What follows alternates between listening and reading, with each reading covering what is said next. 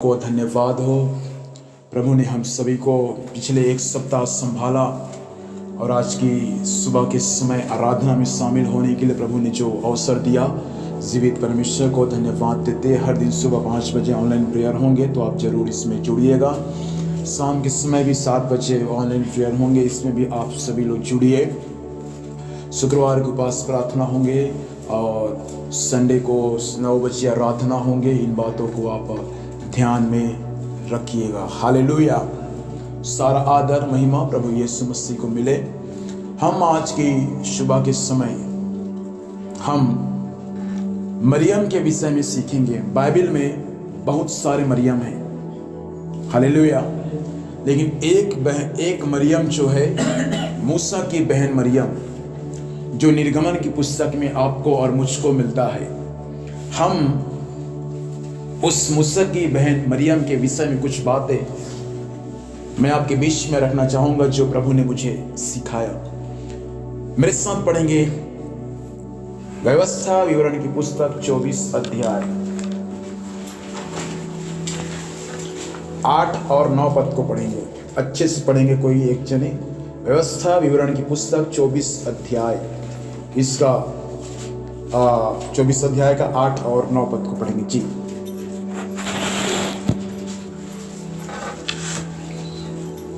पढ़ेंगे। कोढ़ की व्यवधि के विषय में चौकस रहना। कोढ़ की व्यधि के विषय में चौकस रहना। और जो कुछ लेविया याजक तुम्हें सिखाए। और जो कुछ लेवी याजक तुम्हें सिखाए उसी के अनुसार यत्न से करने में चौकसी करना। उसी के अनुसार यत्न से करने में चौकसी करना। जैसी आज्ञा में उनको दी है वैसा करने में चौकसी करना। जैसी आज्ञा मैंने उनको दिया है वैसा करने में तुम चौकसी करना। 9 पद को पढ़ेंगे। स्मरण रख कि तेरे परमेश्वर यहोवा ने जब तुम मिस्र देश से निकलकर आ रहे थे तब मार्ग में परमेश्वर ने मरियम से क्या किया। परमेश्वर पिता इन वचनों के माध्यम से हम सभी को आशीर्वाद दे। व्यवस्था विवरण की पुस्तक 24 अध्याय पृष्ठ क्रमांक 245 उसका 8 और 9 पद को हमने पढ़ा। हालेलुया। ये वचन को आप शाम को भी आप YouTube में आप सुन सकते हैं। जो वचन संडे को जो यहाँ प्रचार होते हैं उसको शाम के समय YouTube में आएगा तो इसको भी आप सुन सकते हैं। हालेलुया। बाइबल ये सिखाता है कि हमको मूसा की बहन मरियम को स्मरण करना है। एक समय था जब परमेश्वर के लोग मिस्र देश जो पाप का देश था, मिस्र देश जो प्रभु का लोग 430 साल तक उस देश में बंधुआई की अवस्था में थे। राजा फिरौन उनको 430 साल तक का गुलाम बना के रखा था। और जब उनको परमेश्वर मिस्र देश से बाहर निकाला तो बाइबल हमें यह सिखाता है कि परमेश्वर एक जवान लड़का जिसका नाम था मूसा, ये मूसा भेड़ बकरियों का चरवाहा था। एक दिन की बात है फ्रियों, मूसा भेड़ बकरियों को चलाने के लिए जंगल में गया। सीने नामक जंगल में लिखा है वचन में, निर्गमन की पुस्तक 3 अध्याय में लिखा है। जब मूसा अपने भेड़ बकरियों को चराने के लिए जब सीने नामक एक पर्वत था जो परमेश्वर का पर्वत कहलाता है, उस पर्वत में जब भेड़ बकरियों को चराने के लिए जब ये मूसा गया तो हर दिन ये किसी न किसी पर्वत पर किसी न किसी स्थान पर अपने भेड़ और बकरियों को चराने के लिए जाता था। तो एक दिन की बात है, ये मूसा अपने भेड़ बकरियों को चराने के लिए सीने नामक पर्वत पर गया। और ऐसा हुआ जब उस पर्वत पर अपने भेड़ बकरियों को चराने के लिए गया तो बाइबल हमें यह सिखाता है फ्रियों, परमेश्वर मूसा को आग के द्वारा उनको बातचीत किया। बातचीत क्या किया? एक झाड़ी जो जल रहा था लेकिन भस्म नहीं हो रहा था। हालेलुया। एक झाड़ी को मूसा ने देखा और वो झाड़ी में आग लगा है, वो झाड़ी तो जल रहा है लेकिन वो झाड़ी जो है भस्म नहीं हो रहा है। तब मूसा उस झाड़ी को देखने के लिए जैसे पास में जा रहा था तो उस आग में से एक आवाज आया। आवाज ये था, हे मूसा, हे मूसा, जिस स्थान पर तू अपने पांव को रखा है वो स्थान पवित्र स्थान है। अपने पांव से जूतियां को क्या कर दे, उतार दे, क्योंकि जिस स्थान पर तू खड़ा है वो स्थान क्या है, पवित्र स्थान है। और उसके बाद परमेश्वर ने उस आग के माध्यम से, उस आग में होकर परमेश्वर ने मूसा से बात की कि हे मूसा, मैंने तुमको इसलिए चुना है कि ताकि तुम मेरे लोगों को जो मिस्र देश में बंधुआई में है, फिरौन उनको बंधक बनाकर रखा है, फिरौन उनको गुलाम बनाकर रखा हुआ है, और मेरे लोग जो है मिस्र देश में रो रहे हैं, विलाप कर रहे हैं, तू जा उनको वहां से क्या कर, बाहर निकाल के लेके आ। प्रभु के लोग जो मिस्र देश में 430 साल तक थे, बाइबल हमें ये सिखाता है प्रियो, 430 साल तक वे लोग उस मिस्र देश में ईंटा बनाने का काम करते थे। क्या बनाने का? लेकिन ईंटा बनाने का काम करते थे, लेकिन कुछ समय के बाद ऐसा हुआ कि राजा उनको इतना दुख और वेदना दिया, न तो समय पर उनको पुआल देता, न तो मिट्टी देता, न तो और अन्य वस्तु देता, और न समय समय पर उनको खाना खाने का वस्तु देता। और बहुत सारे लोग जो थे भूखे प्यासे तड़प तड़प कर वे लोग भूख और प्यास के मारे मर जाते थे, क्योंकि राजा उनको समय समय पर खाना खाने के लिए उनको भोजन वस्तु भी नहीं दिया करता था। और जब उनके जीवन में जब दुख आया, विपत्ति आया, ताड़ना आया, तो प्रभु ने एक मूसा नामक जवान को चुन लिया। उनको प्रभु ने बात किया, एक जंगल में उनको प्रभु ने बात की, हे मूसा, तुझको मेरी सेवकाई करना है, मेरे लोग जो मिस्र देश में बंधुआई में, तू जाकर उनको क्या कर, वहां से बाहर निकाल। मूसा तो बोलने में भद्दा था, मूसा के अंदर में डर था कि कैसे मैं राजा के सामने खड़ा होऊंगा, क्योंकि ये क्या किया था, मूसा पहले राजा के, फिरौन राजा के घर में 40 साल तक रहा। ऐसा हुआ कि वहां प्रभु के दो जने आपस में ऐसा हुआ कि एक प्रभु का लोग और एक अन्य जाति, दोनों जने आपस में लड़ाई हो रहे थे। मूसा देखा कि प्रभु के लोगों को ये अन्य जाति मार रहे। मूसा गया और उनको मारा, और ऐसा मारा कि वो व्यक्ति मर गया, और मूसा उसको तुरंत दफनाया। और दफनाने के बाद किसी को मालूम नहीं चला, लेकिन एक व्यक्ति उसको देख लिया। और ऐसा हुआ कि एक दिन भाई भाई आपस में यहूदी लोग लड़ाई हो रहे थे। ये मूसा कहता है, तुम भाई भाई होकर आपस में लड़ाई क्यों होते हो? तब वो व्यक्ति क्या बोलता है, कल जैसा तू उनको मारकर दफन कर दिया, क्या तू मुझको भी मारना चाहता है? तब मूसा वो पता चल गया कि ये बातें सबको मालूम चल गया, अब राजा मुझको तो नहीं छोड़ेगा। इसलिए मूसा राजा के यहाँ से भाग गया और अपने ससुर यहाँ जाकर रहा, और ससुर का भेड़ बकरियों को चराया। और ससुर का भेड़ बकरियों को जब चराने गया था तो उस जंगल में एक दिन मूसा का मुलाकात परमेश्वर के साथ में हो गया। और जब मूसा का मुलाकात परमेश्वर के साथ में हो गया तो बाइबल ये सिखाता है, उस दिन मूसा नहीं रहा, लेकिन मूसा एक सेवा करने वाला एक याजक बन गया है। Hallelujah, hallelujah. ऐसा हुआ जब परमेश्वर मूसा के द्वारा सारे इस्राएलियों को उस मिस्र से जब बाहर निकाला, तो वहां का राजा इतना कठोर था। निर्गमन की पुस्तक में ये सारी बातें लिखा है। राजा इतना कठोर था कि उन लोगों को वहां से जाने नहीं दिया। तो प्रभु उनके लिए 10 प्रकार का बड़ा बड़ा विपत्ति भेजा। और उसके बाद जब 10 प्रकार का बड़ा बड़ा विपत्ति भेजा तो बाइबल हमें ये सिखाता है, वहां का राजा का मन जो कठोर था वे नम्र और दीन हो गया। राजा ने कहा, जितना जल्दी हो सके तुम लोग यहां से निकल जाओ, अपने गाय बैल भेड़ बकरी दास दासी जो कुछ तुम्हारा है सबको तुम निकल कर यहां से ले जाओ। और मूसा सारे इस्राएलियों को लेकर कनान देश में जा रहे। कहां जा रहे हैं? लेकर। और कनान देश के विषय में बाइबल हमें यह सिखाता है, उस देश में दूध और मधु की धारा बहती है। एक दिन उस कनान देश का भेद लेने के लिए 2 व्यक्ति प्रभु के लोग गए थे वहां। तो क्या देखा वहां का जो अंगूर था, इतना बड़ा उनका अंगूर का गुच्छा था कि दो व्यक्ति कंधे में उसको बीच में एक लाठी किया और उस लाठी में अंगूर को फंसा दिया और दो व्यक्ति उस अंगूर के गुच्छा को अपने कंधे पर उसको उठा कर लाए। इतना बड़ा अंगूर का गुच्छा था वहां, सोचो। और वे देश प्रभु का एक आशीषित देश था, वो देश प्रभु का एक चुना हुआ देश था।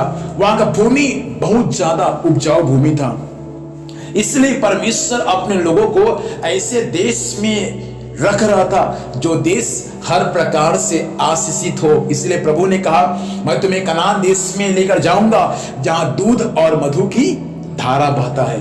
वचन में ये बातें लिखा है। और ऐसा हुआ जब मूसा लाखों लोगों को जब लेकर कनान देश की ओर जब जा रहा था, बहुत सारा चिन्ह और चमत्कार उनके साथ में हुआ, लेकिन एक चिन्ह चमत्कार को मैं आपके बीच में रखना चाहूंगा। हालेलुया। हम किसके विषय में सीख रहे हैं? मरियम। मरियम कौन है? मूसा की बहन। Hallelujah, hallelujah. लिखा है 9 पद में, 24 अध्याय का 9 पद को हमने पढ़ा, 8 और 9 पद को। जब तुम मिस्र से निकल कर आ रहे थे तब मार्ग में मरियम से परमेश्वर ने क्या किया, तुमको मालूम है? आपको मालूम है? नहीं तो आज सुनिएगा। मिस्र देश से जब ये लोग निकलकर कनान देश को जा रहे थे तो आधे रास्ते में परमेश्वर ने मरियम के साथ क्या किया? सबसे पहली बात पढ़ेंगे मेरे साथ में। हम किसके विषय में सीख रहे हैं? मरियम। मरियम कौन है? मूसा की बहन। मरियम और है, नए नियम में भी मरियम और है, लाजर की बहन, यीशु मसीह की मां मरियम, और भी अनेक मरियम है। हम किसके विषय में सीख रहे हैं? मूसा की बहन। पढ़ेंगे मेरे साथ में निर्गमन की पुस्तक 15 अध्याय। प्रभु हमको अगुवाई करे, वचन को सीखने में हमारी मदद करे। उसका 19 और 20 पद को पढ़ेंगे। निर्गमन की पुस्तक 15 अध्याय, पृष्ठ क्रमांक 86, उसका 19 और 20 पद जोर से पढ़ेंगे। हाँ। यह गीत गाने का कारण यह है, यह गीत गाने का कारण यह है कि फिरौन के घोड़े रथों और सवारों समेत समुद्र के बीच में चले गए। फिरौन का रथ, फिरौन का घोड़ा, फिरौन का सवार, सब के सब लोग समुद्र के बीच में चले गए। आगे, और यहोवा उनके ऊपर समुद्र का जल लौटा ले आया। और परमेश्वर यहोवा उनके ऊपर समुद्र का जल को क्या किया? लौटा ले आया। बोलो ना, जल को लौटा ले आया। परंतु इस्राएली समुद्र के बीच स्थल की स्थल पर होकर चले गए। कहानी इस प्रकार से, इधर देखिए, लाखों लोग जब मिस्र से निकल कर जा रहे थे, रास्ते में आ गया लाल समुद्र। क्या आ गया? पानी लाल नहीं था, समुद्र का नाम था लाल समुद्र। जैसा पानी हमारे गांव का है, तालाब का, नदी नाले का, वैसा पानी उस समुद्र का था। लाल समुद्र जब बीच में आया और पीछे में फिरौन की सेना आ रहे थे, रथ के साथ, घोड़े के साथ, सवारों के साथ, इन प्रभु के लोगों को मार डालने के लिए। तब अब मूसा क्या किया? अपने हाथ में लाठी लिया और जैसे लाल समुद्र की ओर बढ़ाया। बाइबल हमें यह सिखाता है, और लाल समुद्र कैसा हो गया? 2 भाग। इतिहास में कभी ऐसा आज तक नहीं हुआ है कि एक व्यक्ति लाठी को बढ़ाया और लाल समुद्र में क्या हो गया? 2 भाग हो गया। इतना बड़ा रास्ता खुल गया कि जो 2 भाग जब हुआ तो दीवार के समान पानी कितना किलोमीटर तक, कितना ऊंचा ऊंचा दीवार बन गया दोनों तरफ से। ये स्थान एकदम सूखा पड़ गया। और उसके बाद ऐसा हुआ, ये प्रभु के लोग आनंद के साथ उसमें क्या किए? प्रवेश करके लाल समुद्र के उस पार चले गए। सुनिए, कहानी ऐसा है, इसी में लिखा है, 14 अध्याय में लिखा है, आप लोग पढ़िएगा बाद में। लाल समुद्र के उस पार जब प्रभु के लोग पहुंच गए तो क्या देखा? उनका पीछा करने के लिए ये फिरौन की सेना, जो प्रभु के लोगों को 430 साल तक गुलाम बना कर रखे थे, ये फिरौन की सेना, उनका रथ, उनका घोड़े और उनका सवार, सब इनको मारने के लिए इनका पीछा कर रहे थे। और जब प्रभु के लोग लाल समुद्र के उस पार चले गए तो क्या देखा कि ये लोग तो इनको पीछा करने के लिए अभी समुद्र के बीचों बीच में है। तो ऐसा हुआ, प्रभु क्या किया, जब प्रभु के लोग लाल समुद्र के उस पार चले गए तो ये जो थे फिरौन की सेना, ये भी लाल समुद्र के उस पार जाने के लिए इन लोग अपना रथ को आगे बढ़ाया। और जैसे लाल समुद्र के बीचों बीच पहुंचा तो मालूम है क्या हुआ, प्रभु क्या किया मालूम है इनके साथ में, जो पानी को परमेश्वर दो भाग किया था, बड़ा बड़ा ऊंचा पहाड़ के समान दीवार तक, कितना किलोमीटर तक, उस पानी को परमेश्वर फिर से उसको एक कर दिया। और मालूम क्या हुआ, जितना भी थे फिरौन की सेना, घोड़े, रथ सवार, सब लोग डूब कर क्या हो गए, मर गए। ऐसा क्यों हुआ? ऐसा इसलिए हुआ क्योंकि निर्गमन की पुस्तक 2 अध्याय में लिखा है, जब प्रभु के लोग मिस्र देश में जब 430 साल तक बंधुआई में थे, तो जब बहन लोगों का जब बच्चा होता था तो ये राजा का एक आदेश था। आदेश क्या था, यदि लड़का होगा तो उनको नदी में फेंकवा के मार डालना। क्यों? क्योंकि लड़का होगा और बड़ा होगा तो हमारे ऊपर शासन करेगा, इसलिए लड़का होगा तो वो नील नदी में फेंकवा कर मार डालना। और जब बच्चा होता था लड़का, तो फिरौन आते थे इनका सेना और मां से उस बच्चे को छीन कर ले जाते थे और उसको नदी में फेंक देते थे। और प्रभु के लोग जो थे काफी रोते थे, विलाप करते थे, उपवास करते थे। लेकिन मालूम क्या हुआ, आगे चलकर प्रभु ऐसा पलटा लिया कि उस देश के जितने भी सैनिक लोग थे, फिरौन की सेना में जितने भर्ती थे जितने लोग, उन सबको प्रभु ऐसा मारा कि सभी लोग पानी पी पी कर मरे। इसका मतलब परमेश्वर हमारा पलटा लेने वाला परमेश्वर है। हालेलुया। प्रभु हमारा क्या लेने वाला परमेश्वर है? पलटा। कितने साल पहले ये फिरौन क्या किया था, प्रभु के छोटे छोटे बच्चों को नील नदी में फेंकवा कर मार डाला था। और ऐसा हुआ कि आने वाले दिन में प्रभु क्या किया, उन्हीं के बड़े बड़े लोगों को, हट्टा कट्टा लोगों को, जो फिरौन की सेना में भर्ती थे, उन लोगों को प्रभु पानी में डुबाकर ऐसा मारा कि वे लोग पानी पी पी कर मरे। इसलिए वचन ये सिखाता है, पलटा ना लेना। पलटा लेना किसका काम है? मेरा काम है, बोलते हैं परमेश्वर। लड़ाई मत करना। लड़ाई करना किसका काम है? प्रभु का काम है। यदि प्रभु एक किसी का पीछा पड़ गया तो मालूम में क्या होता है, प्रभु उनका बच्चा, उनका बच्चा, उनका बच्चा, उनका बच्चा, नाती पोतो पर पोतो और पीढ़ियों से पीढ़ियों तक परमेश्वर लड़ाई करता है उनके साथ में। बाइबल इसका प्रमाण है। एक व्यक्ति यदि प्रभु का विरोध में काम किया तो मालूम है बाइबल में ऐसा लिखा है, प्रभु उनके कितने पीढ़ी तक पलटा लेता है। हालेलुया। इसीलिए जीवन में कभी प्रभु के लोगों का विरोध ना करे। यदि परमेश्वर एक बार पलटा लेने लग गया तो कितना बड़ा भी 30 मान खान क्यों ना हो, उसको एक दिन परमेश्वर मिट्टी में क्या करेगा? मिला देगा। मैं बताया ना 7 प्रकार का विपत्ति आया, जो लोग परमेश्वर का क्या किया? ठट्ठा किए, प्रभु को मजाक में उड़ाया। हालेलुया। जब लाल समुद्र 2 भाग हो गया, फिरौन की सेना सब डूब कर मर गए, तब बाइबल में लिखा है मरियम जब उनको देखा सब चमत्कार को कि लाल समुद्र कैसे 2 भाग हो गया, उनकी आंखों के सामने कैसे सब लोग डूब कर मर गए, उसके बाद क्या हुआ पढ़ेंगे, 20 पद को पढ़ेंगे। तब हारून की बहन मरियम नाम नबिया के हाथ में ढप लिया। हाँ, सब स्त्रियां ढप लिए नाचती हुई उसके पीछे होगी।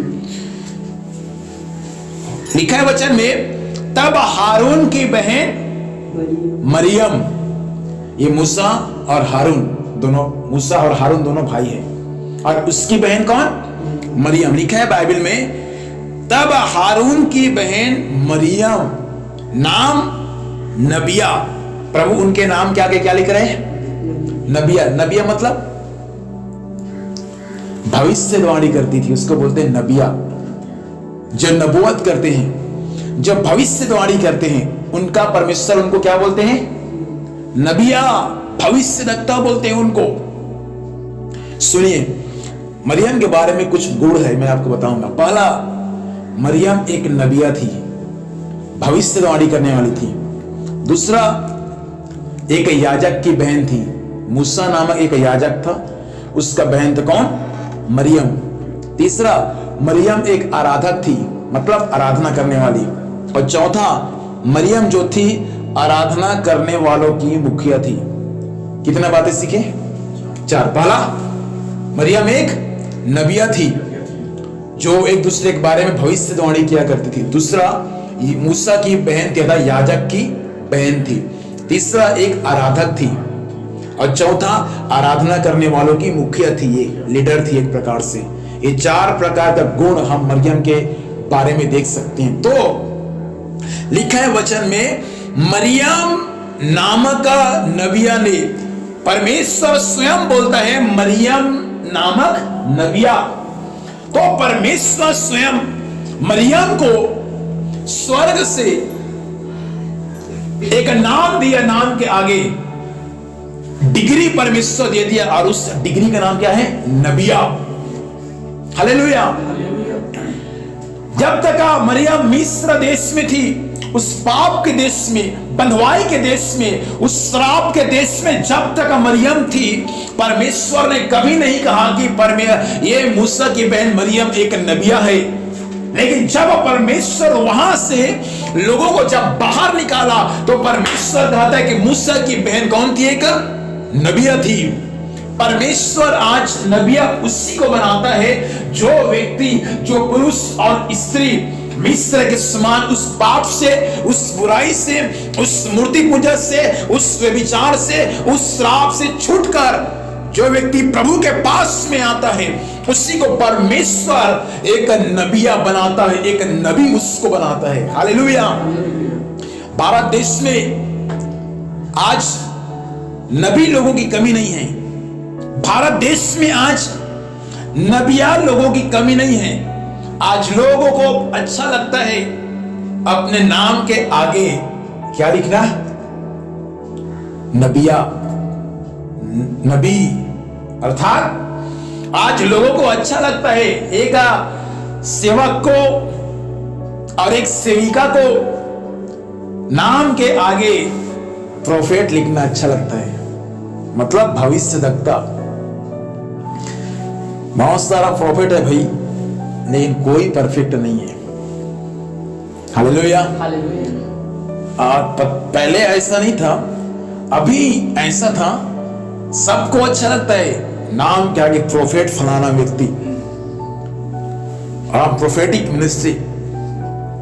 आता तो कुछ नहीं है, अंगूठा छाप, वचन बोलना तो आता नहीं है, नाम के आगे लिख दिया प्रोफेट, मैं एक प्रोफेट हूं। हालेलुया। और ऐसे भी बहुत सारे मैं प्रोफेट को जानता हूं जो आपके बारे में पूछेंगे पहले, उसके बाद आपके बारे में भविष्यवाणी करेंगे। आप जब सब कुछ उनको बता दोगे, उसके बाद वो उसी के अनुसार करेगा, ऐसा है, ऐसा है, ऐसा है। और लोग आज कहीं ऐसी मीटिंग होगा तो मीटिंग में आज लोग जाना पसंद नहीं करते, लेकिन जहां एक प्रोफेट आ गया, एक भविष्यवक्ता आ गया, वहां मीटिंग में इतना लोग चाहते हैं कि बैठने का भी जगह नहीं होता। क्यों? भाई जाएंगे तो हमारा भविष्य बताएंगे, कम से कम हमारा भविष्य क्या है। ऑनलाइन कलीसिया मैं आपसे भी कहना चाहूंगा, ऐसे प्रोफेट लोगों के पीछे में ना भागे, परंतु परफेक्ट सेवक के पीछे में भागे, जो आपको सही शिक्षा दे, जो आपको सही मार्ग दिखाए। Hallelujah, hallelujah. बहुत सारे विश्वासी हैं, बहुत सारे सेवक लोग हैं जो नाम के आगे लिखना पसंद आता है, भाई मैं प्रोफेट हूं।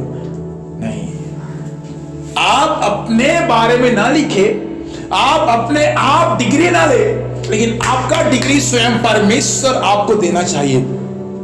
लाल समुद्र जब 2 भाग हो गया तो वही परमेश्वर ने मरियम को एक डिग्री दिया, और वो डिग्री था मूसा की बहन मरियम एक नबिया थी, मतलब एक नबूवत करने वाली थी, भविष्यवाणी करने वाली थी।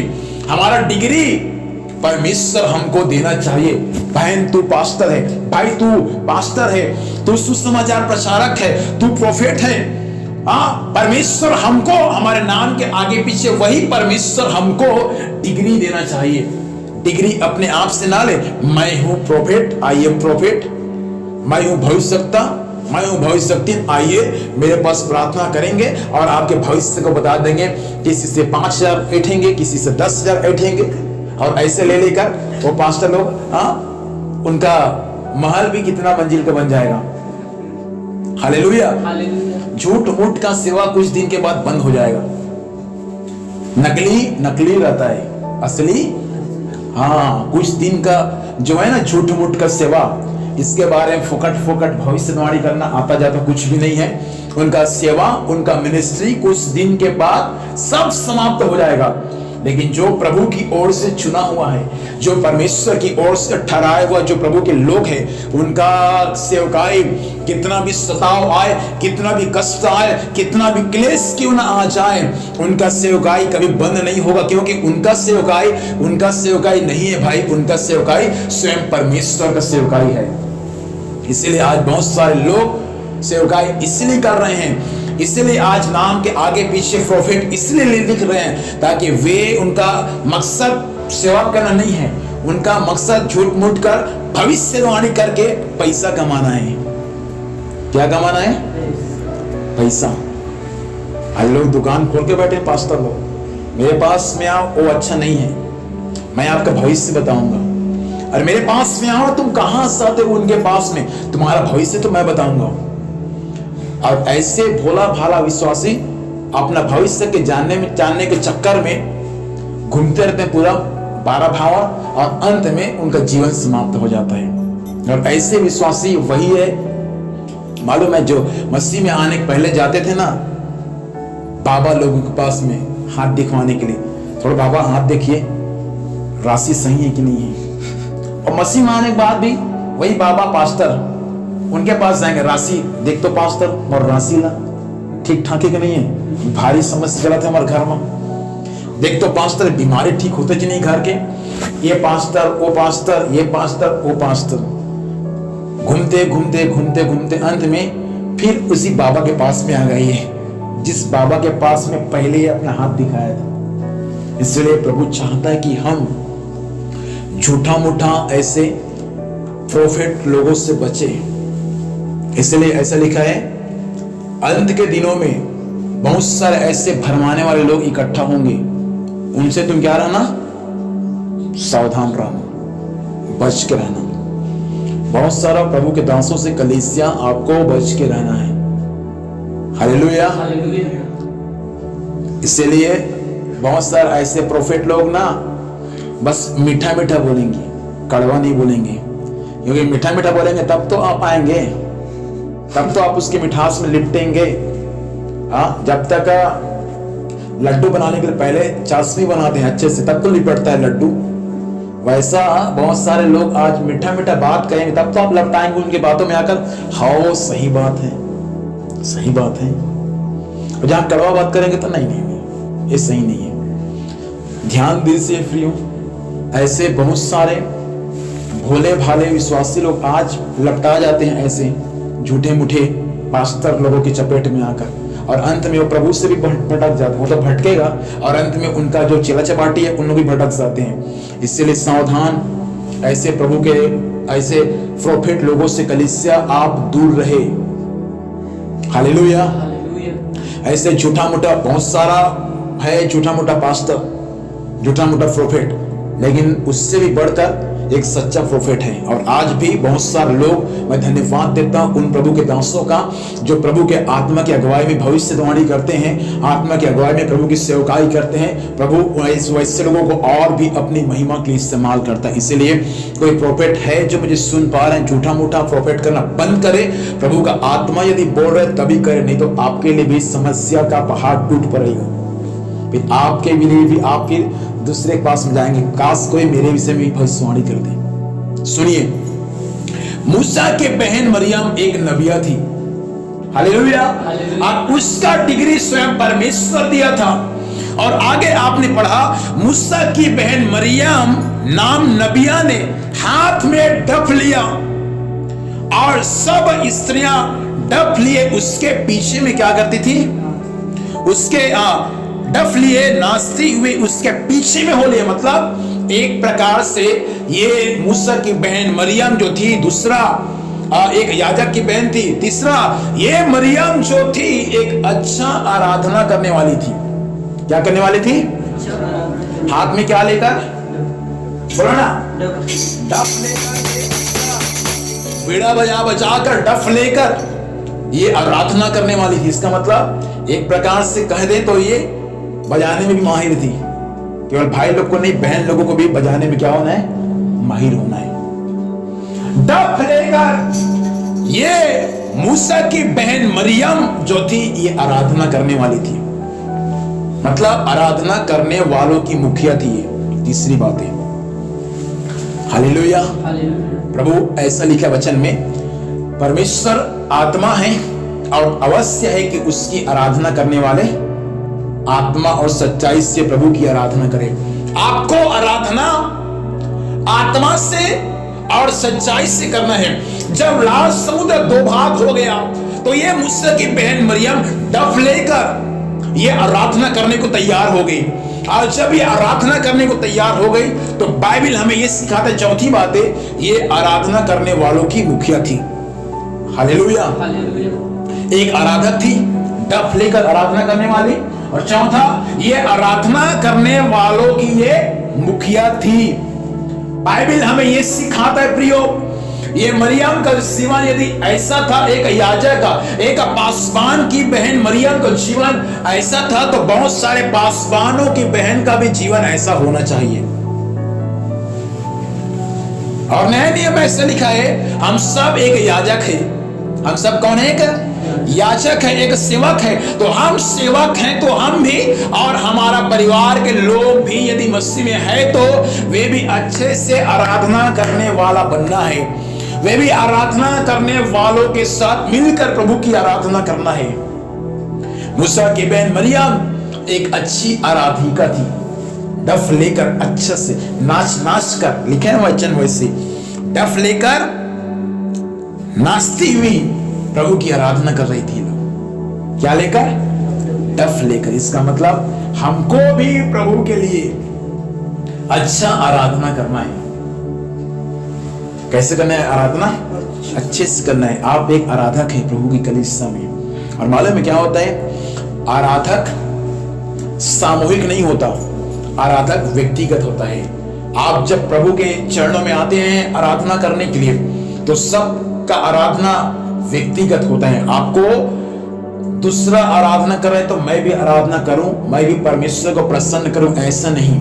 आपकी आराधना व्यक्तिगत है। आप ऐसे आराधना करें, ऐसे डफ बजाए, ऐसे ताली बजाए, ऐसे गीत गाए कि वास्तविक में आपकी आराधना से परमेश्वर प्रसन्न हो जाए। हालेलुया। मूसा की बहन मरियम एक अच्छी आराधिका थी। और चौथी बात क्या कहा? आराधना करने वालों की मुखिया थी। कलीसिया में केवल आराधक बने और साथ में आराधना करने वालों का भी क्या बन जाए? मुखिया। प्रभु आज चाहता है हमारे कलीसिया में हम अच्छा आराधना करने वाले बने, और केवल आराधना करने वाले ही नहीं परंतु आराधना करने वालों का क्या बन जाए? मुखिया। आराधना करने वालों का मुखिया बनना है तो सबसे पहली बात है आराधना करने वाला बनना है। हमको चाहिए पदवी, लेकिन हमको नीचे में बैठना पसंद नहीं है, सीधा सिंहासन पर बैठना है। इसीलिए किसी ने कहा आकाश से गिरा, कहां लटका? खजूर पर लटक गए, नीचे भी नहीं आ पा रहे बेचारा। हालेलुया। प्रभु का वचन आपसे कहना चाहता है अच्छा आराधना करने वाले बने, मूसा की बहन के समान आराधना करने वालों पर लीडर बने, मूसा की बहन के समान डफ लेकर आनंद के साथ नाचती हुई प्रभु के लिए गीत गाए। ये गीत क्या है? 19 पद से लेकर आप पढ़ेंगे उसका 21 पद तक, तो मूसा की बहन का गीत है ये। हालेलुया। गीत क्या गए लिखा है 21 पद में, और मरियम उनके साथ यह टेक गाती गई, यहोवा का गीत गाओ क्योंकि वह महाप्रतापी ठहरा, और घोड़ों समेत सवारों को उसने समुद्र में क्या कर दिया? फेंक दिया। ये मूसा के बहन मरियम का गीत है। हालेलुया। आप यदि 15 अध्याय को पढ़ेंगे तो हम मूसा का गीत है। देखो 15 अध्याय उसके हेडिंग में क्या लिखा है? मूसा का गीत। 1 पद से लेकर 18 पद तक किसका गीत है? मूसा का। प्रभु धन्यवाद, आपने हमारे लिए लाल सागर को 2 भाग किया। यहोवा हमारा योद्धा है, यहोवा का नाम महान है। यहोवा फिरौन की सेना को पानी में डुबा के मार डाला। परमेश्वर महान है। ये गीत परमेश्वर का दास मूसा ने गाया। और जब मूसा का गीत जब समाप्त हो गया तो मूसा की बहन ने क्या गाना शुरू कर दिया? गीत। कैसे? डफ लेकर नाचती हुई, बहन लोगों के साथ में झूमती हुई ये भी क्या करना शुरू कर दी? आराधना करना शुरू कर दी। हालेलुया। इसका मतलब आराधना भाई को भी करना है, आराधना बहन को भी करना है। कई बार भाई आराधना करने में माहिर है लेकिन बहन को तो आता भी नहीं। ऐसा नहीं, आराधना करने में हमको माहिर बनना है। ये सारी बातें मरियम के जीवन में पाई गई। अब जब मिस्र से जब निकल कर प्रभु के लोग आ रहे थे तो मरियम के साथ प्रभु ने क्या किया? पहला जब मिस्र से जब इन लोग निकल के आ रहे थे तो बाइबल हमें सिखाता है मरियम ने क्या किया? खुलकर आराधना किया। और उसके बाद क्या हुआ? आगे जब मिस्र से निकले तब पढ़ेंगे एक वचन, फिर हम प्रार्थना करेंगे। गिनती की पुस्तक 12 अध्याय,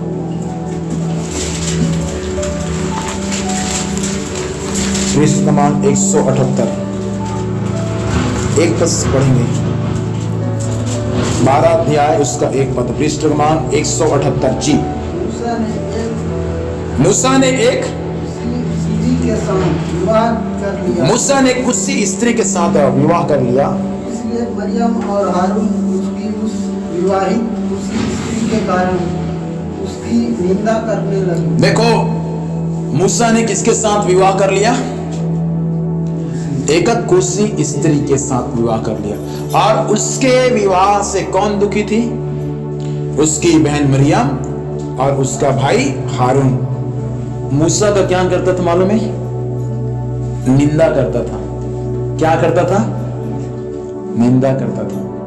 कई बार हम किसी का शादी होता है ना तो हम कई बार एक दूसरे की निंदा करते हैं। कैसे वाला शादी करे तो क्या किसी वाला शादी करे? हालेलुया।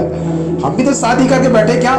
हमारे में भी बहुत सारा बाराती थे, बहुत सारा लोग थे। लोग हमको भी तो एक यही बोले होंगे कैसे वाला शादी करे भाई, न शकल ठिकाना न सूरत ठिकाना। Hallelujah, hallelujah. मूसा शादी किया कुछ स्त्री से, उसके भाई बहन लोग मूसा का क्या कर रहे हैं मालूम है? निंदा कर रहे हैं। कैसे कुछ शादी किया? याद रखना, शादी करने वालों को शादी करने दें। निंदा करना आपका काम नहीं है। हम कई बार लोग अच्छाई को नहीं देखते, हम केवल कमी को देखते हैं। निंदा निंदा निंदा, निंदा करने वाले जीवन पर निंदा करते हैं। Hallelujah, hallelujah. इसलिए प्रियो, आप किसी का निंदा ना करें। यीशु मसीह जब शादी में गया था तो वहां निंदा नहीं किया। काना नगर में गया तो लिखा है यूहन्ना 2 अध्याय में, काना नगर में गया तो वहां किसी की निंदा नहीं किया, कैसे को शादी कर रहे हैं इन लोग बोल के। पर मालूम क्या किया? वहां चमत्कार किया प्रभु। पानी को क्या बदल दिया? दाखरस से बदल दिया। हमारा जीवन ऐसा ना हो निंदा करने वाला। फिर हमारा भी हेड लिस्ट मूसा के नाम में आएगा। मूसा के नाम के नीचे क्या हुआ? जब मूसा निंदा किए उसके आगे ऐसे 8 पद को पढ़ेंगे, 8 और 10 पद, 8, 9, 10, फिर हम प्रार्थना करेंगे। उससे मैं गुप्त रीति से नहीं परंतु आमने सामने और प्रत्यक्ष होकर बातें करता हूँ। यस, आगे। और वहाँ यहोवा का स्वरूप निहारने पाता है। हाँ। इसलिए तुम मेरे दास मूसा की निंदा करते हुए क्यों नहीं डरे? प्रभु बोलता है तुम मेरे दास मूसा की निंदा करते हुए क्यों नहीं? मतलब आज बहुत सारे लोग डरते नहीं हैं प्रभु के दासों की निंदा करने के लिए।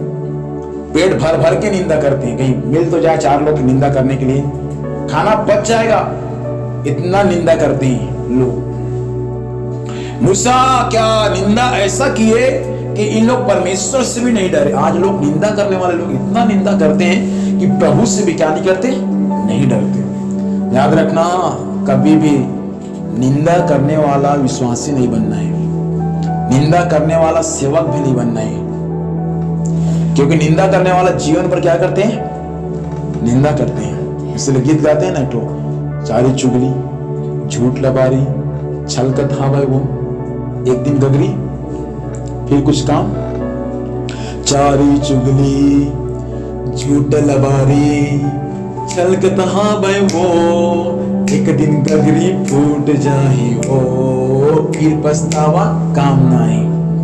ये सब एक दिन समाप्त हो जाएगा, उसके बाद पछताने से कोई काम नहीं आएगा। इसीलिए प्रभु चाहता है कि हम किसी प्रभु के दासों का निंदा न करें। यदि हम किसी की निंदा कर रहे हैं तो 4 जने निंदा करने वाले हमारे भी पीछे हैं। ये मूसा का जब निंदा किया तो प्रभु ने कहता, हे मरियम, तू मेरा दास मूसा का निंदा करने में क्यों नहीं डरी? वो तेरा भाई होए, लेकिन उससे बढ़कर मेरा दास है, तू उसका निंदा क्यों की? और इसके बाद क्या हुआ, नौबत को पड़ेंगे। तब यहोवा का कोप उन पर भड़का, तब परमेश्वर का क्रोध उन पर भड़का और वह चला गया, आगे चला गया। तब वह बादल तंबू के ऊपर से उठ गया, तब बादल तंबू के ऊपर से उठ गया और मरियम कोड़े से हिम के समान श्वेत हो गई। हाँ, और मरियम क्या बन गई? कोढ़ी बन गई। आगे, और हारून ने मरियम की ओर और एक और भाई ने जब देखा अपने बहन मरियम की ओर दृष्टि की और देखा कि वह कोढ़ी हो गई। क्या बन गई? कोढ़ीन बन गई। हालेलुया। मूसा का बहन मरियम के जीवन में अच्छाई भी था, बुराई भी था, पराजय भी था, विजय भी था। अच्छाई क्या किया था? पहला, मूसा की बहन का अच्छाई क्या किया था? पहला, मूसा की बहन एक नबिया थी। दूसरा, एक याजक की बहन थी। तीसरा, एक आराधक थी। चौथा, आराधना करने वालों की। ये सारी बातें पाए जाते हैं। एक नबी भी थी, आराधक भी थी। लेकिन जब इन्होंने अपने भाई का निंदा किया तो उनके साथ विवाह क्यों किया? विवाह के विषय में तो मालूम है, प्रभु से भी ये स्त्री नहीं डरी, और ऐसा हुआ कि परमेश्वर इस स्त्री को क्या बना दी? कोढ़ीन बना दी। पूरा शरीर श्वेत हो गया, सफेद हो गया, पूरा कोढ़ से भर गई। इसीलिए वहां लिखा है, आपने पढ़ा व्यवस्था विवरण की पुस्तक 24 का 8 और 9 पद में, तुमको ये बात मालूम होना चाहिए कि जब मूसा की बहन मरियम मिस्र से जब सब लोग निकल रहे थे तो परमेश्वर ने मरियम के साथ क्या किया? जब मरियम अपने भाई की निंदा किया, इस एक स्त्री के साथ जब शादी कर लिए मूसा, और जब मरियम जब निंदा की तो मालूम में क्या हुआ? उस निंदा के कारण प्रभु का कोप इतना भड़क उठा कि परमेश्वर मूसा के बहन मरियम को क्या बना दी? कोढ़ीन। निंदा करने वालों के साथ निंदा नहीं करना, चारी चुगली करने वालों के साथ चारी चुगली नहीं करना। हालेलुया। चारी चुगली आप करेंगे और आपके बाद तो कोई मानकर दूसरा चारी चुगली करेंगे आपके समान, तो ऐसा दंड प्रभु का आएगा कि उसका इलाज दुनिया के किसी डॉक्टर के पास में भी नहीं रहेगा। एक कोढ़ का इलाज कहां किसके पास में आज? प्रभु ऐसा बना दे कि मूसा की बहन कोढ़ी बन गई। इसलिए प्रभु का वचन आज की सुबह के समय कलीसिया आपसे कहना चाहता है, मूसा की बहन निंदा करने वाली बन गई। एक अपने भाई किसी के साथ शादी के कुछ स्त्री के साथ वो निंदा करने वाली एक बहन बन गई। आप बहुत अच्छा आराधना करने वाले हैं, आप बहुत अच्छा आराधना करने वालों का लीडर हैं, आप दर्शन देखने वाले हैं, आप भविष्यवाणी करने वाले हैं, आप गीत गाने वाले हैं, आप किसी पासवान के बहन हो सकते हैं, आप अच्छा आराधना करने वाले हो सकते हैं, आप अच्छा डफली बजाने वाले हो सकते हैं, अच्छा आराधना करने वाले बन सकते हैं आप। लेकिन ये सब होने के बाद यदि आप निंदा करेंगे तो प्रभु भी छोड़ेगा नहीं। सब कुछ थी मूसा के बहन के अंदर में, लेकिन आगे चलकर वो क्या बन गई? बोलो ना, निंदा करने वाली बन गई। तो उसका दंड क्या मिला? हमको बोलता बहुत अच्छी बहन आराधना करने वाली है, बहुत अच्छी बहन, बहुत अच्छी बहन है, पासवान की बहन है, आराधना करने वाली है, डफ बजाने वाली है, गीत गाने वाली है, आराधना करने वालों की मुखिया है। तो लोग अच्छा अच्छा तारीफ करते हैं हमारे विषय में, जैसे मैं मूसा की बहन के बारे में तारीफ किया, लेकिन ये अंत में क्या बन गई? निंदा करने वाली। आप कितना अच्छा है ये दुनिया जानता है, लेकिन इसी अच्छाई को बना के रखना है आपको। ऐसा ना हो कि एक सप्ताह अच्छाई करे, दूसरा सप्ताह लग गए निंदा करने में।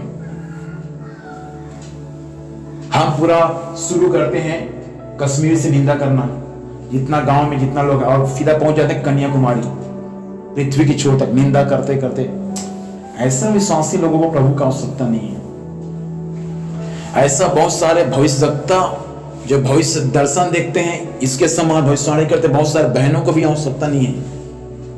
इसलिए बहन लोग सबसे ज्यादा माहिर रहते हैं निंदा करने। भाई लोग तो निकल जाते हैं, खसक जाते हैं वहां से, हालेलुया। लेकिन बहन लोग वहां और बढ़ जाते हैं, और थोड़ा सा जितना खोदोगे उतना ज्यादा तो गड्ढा होगा। हाँ, बहन लोग को और मजा आता है चारी चुगली सुनने में। ऑनलाइन कल इससे आपको भी मजा आता होगा चारी चुगली करने में, लेकिन आज आपको ही प्रभु बोलता है चारी चुगली करना बंद करें, आपके लिए कभी आशीष का कारण नहीं बनेगा। और बहुतों का आशीष आज रुका हुआ है। क्यों पता? कारण क्या है? निंदा करने वाला बीमारी पकड़ लिया है, निंदा करने वाला शैतान पकड़ लिया है। हालेलुया। और ये निंदा करने वाला शैतान छोड़ता नहीं है। रोज प्रार्थना कर रहे हैं, आराधना कर रहे हैं, वचन पढ़ रहे हैं, दर्शन देख रहे हैं, लेकिन और दूसरा कहानी क्या है? निंदा कर रहे हैं। हालेलुया। क्योंकि निंदा करने वाला शैतान क्या कर लिया है? पकड़ लिया है, वो हमारे गला में बैठ गया है। जब तक एक दिन किसी की निंदा नहीं करेंगे तब तक हमारे पेट का खाना पचेगा नहीं। बहुत सारे भाई हो सकते हैं, बहुत सारे बहन हो सकते हैं आप इस लिस्ट में। मरियम पहला थी लिस्ट में, नंबर 1। दूसरा नंबर आपका है, वो कोड़ी थी, दूसरा आप दूसरा कोड़ी बन जाएंगे कलीसिया का। इससे आप कोड़ी बन जाएंगे तो आप सीधा कलीसिया के बाहर हो जाएंगे। आपको प्रभु कहना चाहता, वार्निंग दे रहे किसी को, प्रभु का आत्मा की निंदा करना बंद करे किसी पासवान का।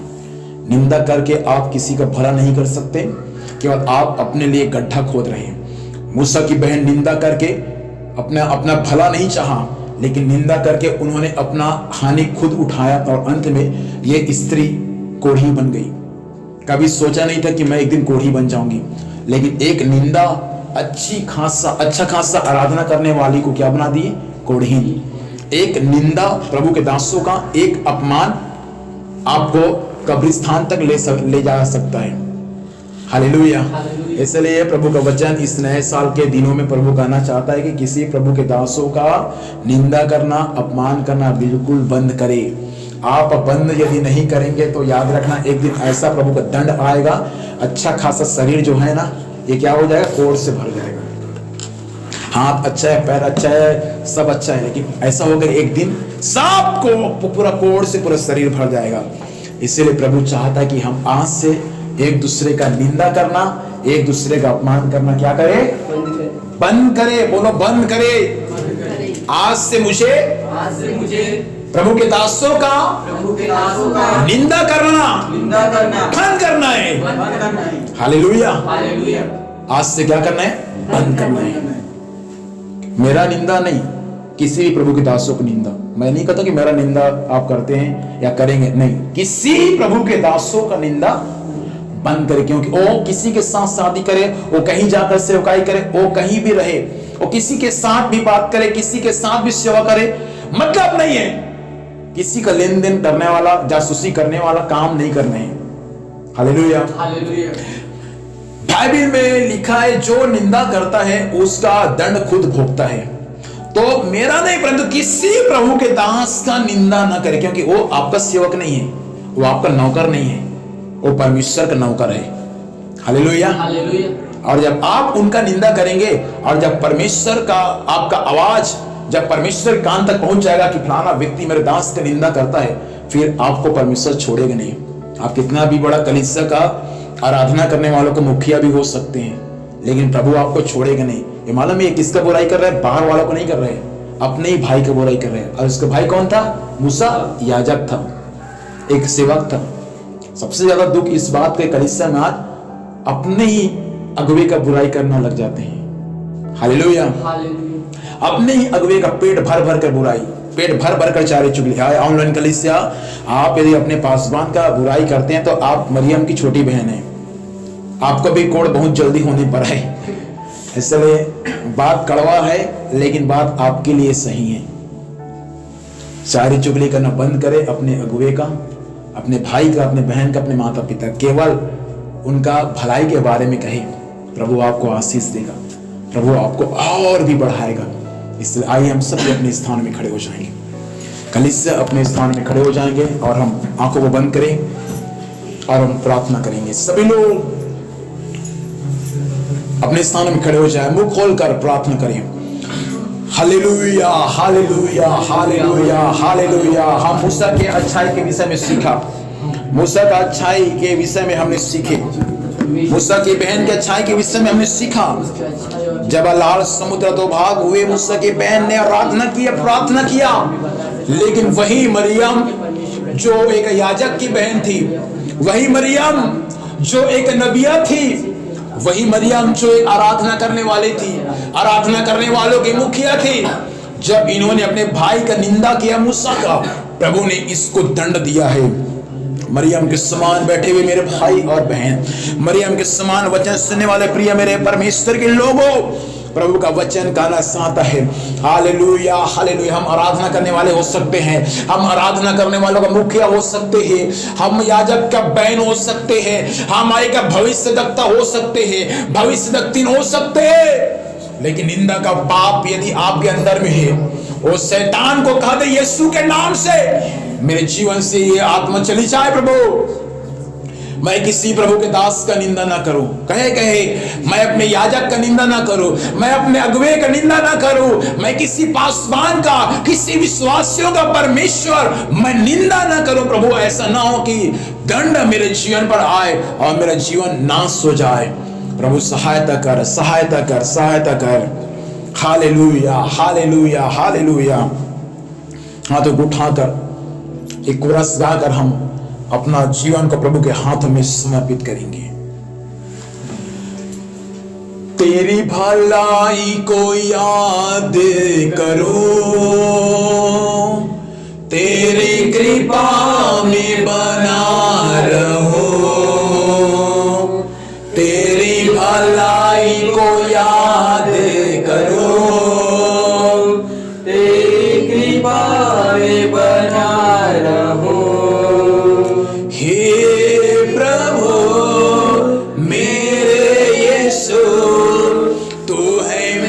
सच्चा खुदा, हे प्रभु मेरे यीशु, तू है मेरा सच्चा खुदा। ओ तेरी भलाई को याद, हम केवल परमेश्वर के भलाइयों को याद करें, किसी का निंदा, किसी का अपमान ना करें। तेरी भल केवल परमेश्वर के भलाइयों को याद कर करके हम परमेश्वर का धन्यवाद करें। राजा है वो प्रभु है, चिंता मेरी करता है। राजा है वो प्रभु है, चिंता